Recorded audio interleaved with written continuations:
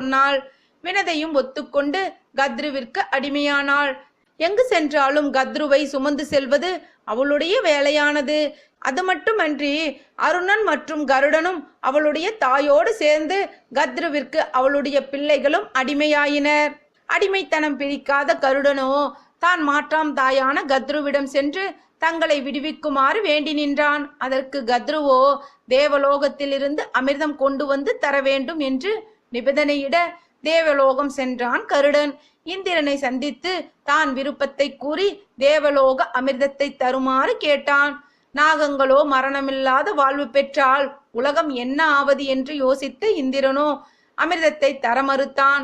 தன்னுடைய பலத்தின் நம்பிக்கை கொண்டிருந்த கருடனோ இந்திரனுடன் யுத்தம் செய்து அவனை வென்று அமிர்த கலசத்தை அடைய விரும்பினான். அதனை அடித்து இருவருமே கடுமையாக மோதிக்கொண்டனர். கருடனுக்கும் இந்திரனுக்கும் நடந்த